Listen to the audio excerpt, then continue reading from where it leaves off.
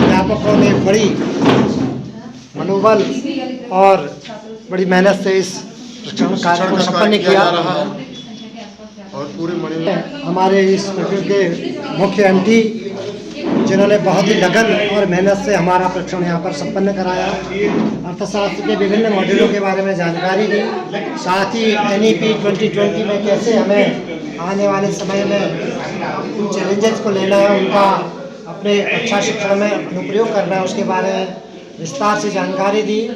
और हम उम्मीद करते हैं कि निश्चित रूप से इनके द्वारा दिए गए प्रशिक्षण से हम अपने छात्र छात्राओं को लाभान्वित करेंगे। निश्चित रूप से प्रशिक्षण बहुत ही अच्छा रहा, इसमें बहुत सारी जानकारियाँ हमें मिली। विद्यालय स्तर पर जिन चीज़ों को हम छोड़ देते थे, कहीं न कहीं इस सेवा भारत प्रशिक्षण के माध्यम से हम छूटे हुए प्रश्नगत विषयों पर उन्हें विचार करने की प्रेरणा मिली। इस प्रशिक्षण के माध्यम से मैं डाइट को, अपने मास्टर ट्रेनर्स को बहुत बहुत धन्यवाद देना चाहता हूँ। आप हैं हमारे प्रशिक्षण की एमटी महोदया। मैडम, ये प्रशिक्षण का मुख्य उद्देश्य क्या था? प्रशिक्षण का मुख्य उद्देश्य ये था कि जैसे हमारा परिवेश निरंतर बदल रहा है, तो इस बदलती हुई परिस्थिति में हम अपने शिक्षण कार्य को और ज़्यादा प्रभावी कैसे बना सकें और नए नए तरीक़ों से हम अपने बच्चों को और ज़्यादा शिक्षित कर सकें और उन्हें लाभान्वित कर सकें, जिसमें बहुत सारे ऐसे विषय हमने इसमें जोड़े हैं, जैसे रोल प्ले है,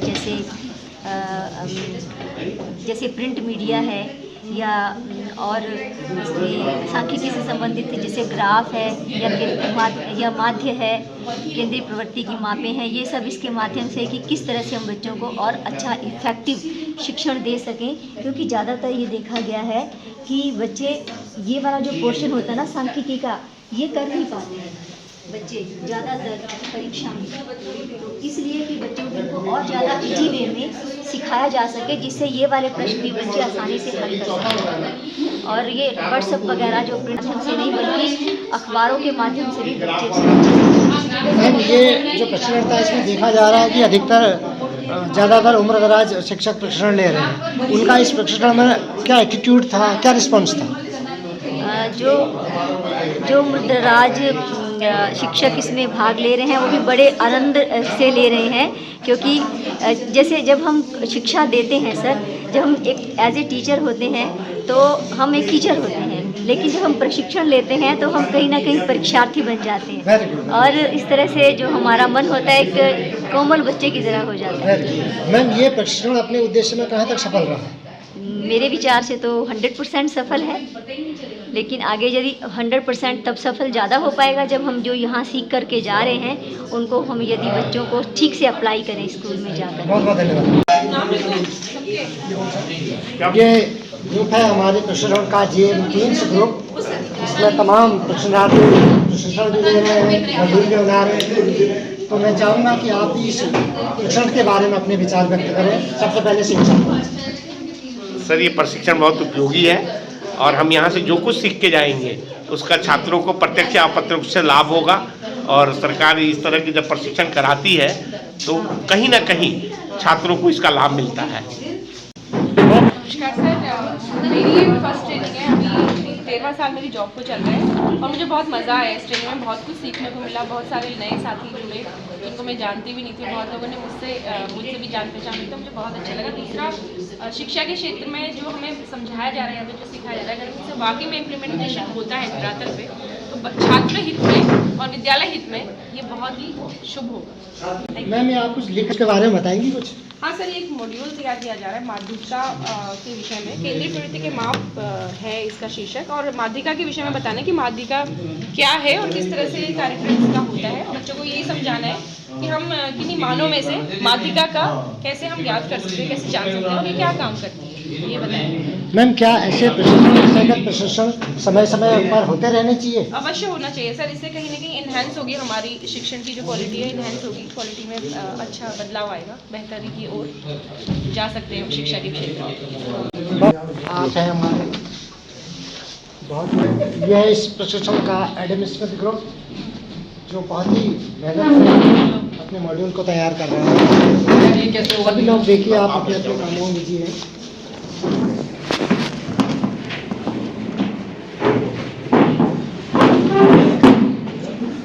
हाँ सर जी, आप थोड़ा सा बताएंगे प्रशिक्षण के संबंध में अपने विचार। ये प्रशिक्षण जो चल रहा है 19 से लेके और 24 तक बड़ा ही अच्छा है। इससे शिक्षक हैं उनको जो समझे कि जैसे प्यार पे धार लगाई जाती है, वैसे उनके दिमाग को एक धार दी जा रही है, ताकि वो यहाँ से जो भी टूल सीख के जा रहे हैं, जो भी चीज़ें लेके जा रहे हैं, वो अपने बच्चों पे इम्प्लीमेंटेशन करेंगे और वहाँ पर बच्चों के साथ मिलकर अर्थशास्त्र को इतना सरलीकरण तरीके से पढ़ाएंगे, क्योंकि टीचर को बच्चे के लेवल पर जाकर ही ज्ञान देना है। और ये जो ट्रेनिंग है, ये प्रश्न है, ये इसलिए होते हैं, ये कोई बुरे नहीं होते हैं कि हम जबरदस्ती लाए गए, ये इसलिए होते हैं कि हम बार बार रिफ़्रेश होते हैं। जैसे हम फ़ोन को, कंप्यूटर को रिफ़्रेश करते हैं, ताज़ा करते हैं, वैसे हम भी ताज़ा होते रहते हैं। क्योंकि ज्ञान एक ऐसी अनवरत चलने वाली नदी है, जिसमें कि प्रशिक्षण ट्रेनिंग्स आते रहते हैं, मिलते रहते हैं, एक समंदर सा बन जाता है। इसीलिए कहते हैं ना, जो जूनियर टीचर आता है वो बाद में जाके समंदर बन जाता है, तो ज्ञान का भंडार हो जाता है। तो जितने भी अर्थशास्त्री यहाँ बैठे हुए हैं, ये अपने अपने क्षेत्र में बहुत बड़े विद्वान हैं और मैं अनिल जी की बहुत तारीफ करता हूँ और बहुत सम्मान भी करता हूँ कि मैंने उनके सानिध्य में लगभग 15-16 साल इस जनपद में बिताए हैं और मैं चाहूँगा कि वो हमें बहुत कुछ देकर जाएंगे। जोशी मैम, आपसे एक सवाल है। आपके ग्रुप का नाम एडम स्मिथ ग्रुप है, जो अर्थशास्त्र के जनक माने जाते हैं, तो उनको जनक मानने के पीछे क्या कारण है? क्योंकि एडम स्मिथ के द्वारा ही जो है अर्थशास्त्र के बारे में बताया गया। सबसे पहले जो अर्थशास्त्र था वो धन से ही संबंधित माना गया उनके द्वारा, क्योंकि धन के इर्द गिर्द ही सभी क्रियाएं जो हैं समाज की वो केंद्रित रहती हैं। किसी भी क्षेत्र में चले जाएं, बिना धन के तो हम आगे कुछ कर नहीं सकते, क्योंकि उनके द्वारा से पहले इस डेफिनेशन को दिया गया कि अर्थशास्त्र जो है वो धन से संबंधित है। तो इसलिए एडम स्मिथ, और चूँकि हम लोग का ग्रुप एक था तो उसे अर्थशास्त्र के जनक के साथ ही जोड़ दिया गया। धन्यवाद। अब गीता मैम, आपसे एक सवाल है कि अर्थशास्त्र की किताब जो हमारी आपका, क्योंकि ग्रुप ही एडम स्मिथ है तो मैं वहीं पे सेंट्रलाइज हूँ, उन्होंने 1776 में किताब लिखी थी वेल्थ ऑफ नेशन, तो उसका वो बेस किस पर थी? सर, एडम स्मिथ ने जो अपनी बुक लिखी थी उनका यही मानना था कि अर्थशास्त्र जो है वो धन के चारों ओर, मतलब धन पे ही डिपेंड, ठीक है। तो मुझे तो लगता है कि उसी पर बेस्ड होगी, क्योंकि उनका यही मानना था कि अर्थशास्त्र में जितनी भी आर्थिक क्रियाएं होती हैं वो सब धन पे डिपेंड होती हैं और मनुष्य कोई भी काम करता है उसका मेन उद्देश्य धन कमाना ही होता है। इसी और बाद में जो उनके विचारों को जो है उस समय वो उतना प्रभावी ढंग से नहीं रख पाए, या उन्होंने जो किया था, जो भी उन्होंने अपने विचार दिए थे, बाद में उनको एक किताब के रूप में संकलित किया गया, जिसको बाद में वेल्थ ऑफ नेशन के नाम से जाना गया।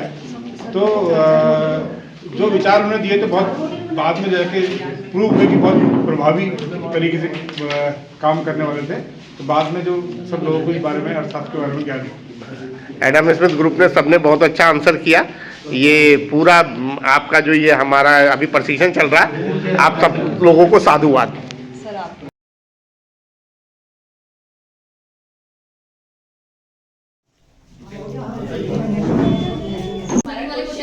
सेकंड वाला, वर्तमान समाज को दृष्टिगत रखते हुए बताइए कि आखिर कैसा होना चाहिए। तो पहली बात है कि हम जिस सब्जेक्ट को पढ़ा रहे हैं तो सब्जेक्टिव होना चाहिए, विषय परक, जो हमने पढ़ाया उससे संबंधित हम उससे क्वेश्चन पूछे। जमाना टेक्नोलॉजी पर आ चुका है, यानी टेक्नोलॉजी बेस्ड होना चाहिए। ऐसे क्वेश्चंस हम उनको देखा होगा कि लाइन कुछ इस तरह से लास्ट में फिर इशारा हो जाता है, हम जब बाजार की कंडीशन को दिखाते हैं तो एक तरीका हो सकता है प्रदर्शित करने का। जैसे हार्ट बीट, मेडिकल साइंस में आपने देखा होगा कि हार्ट बीट को इस तरह से, यानी हार्ट बीट अगर ऐसे होगी तो मतलब बंदा गया तो ये कुछ इस तरह से यहाँ पर वो तो बंदा चला गया, बट यहाँ पे मार्केट सामान्य होने की ओर अग्रसर होता है। जब हमारी जो लाइन है वो अगर जो हमारी पैरेलल लाइन है एक्स अक्ष के तो इक्वल आ जाएगी, पैरेलल आ जाएगी, तो वो कहीं ना कहीं सामान्य स्थिति की ओर आने का संकेत है बाजार में। तो दूसरी तरफ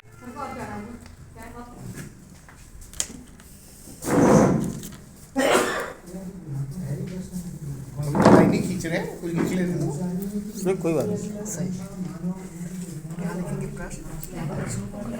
हाँ क्या नाम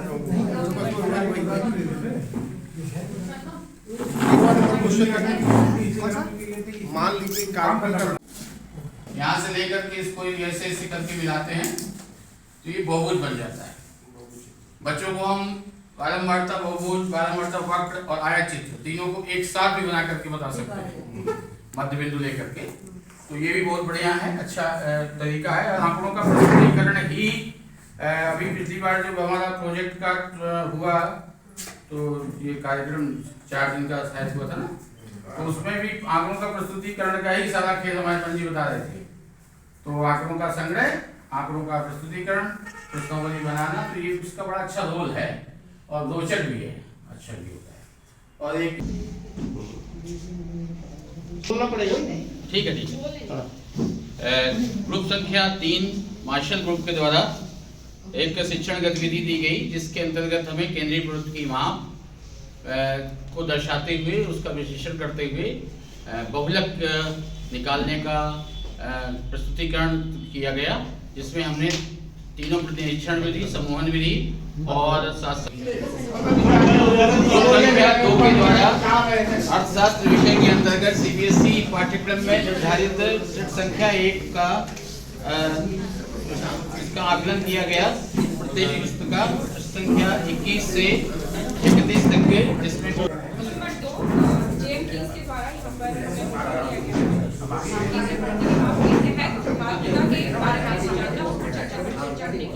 और ये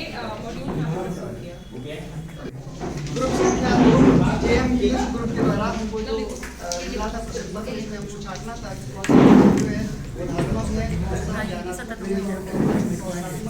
तो इसमें हमने लाइव उधमसिंह नगर में जो है हमारा ये लास्ट दिवस है और इसमें आज हम लोगों ने मॉडल्स बनाए हैं, जिसमें हमारी ग्रुप संख्या 1 हमारा हमारी ग्रुप का नाम है एडम, और हमको जो मॉडल दिया गया था वो था ग्राम बिंदुओं को निरूपित करना। तो हम लोगों ने जो है सहायक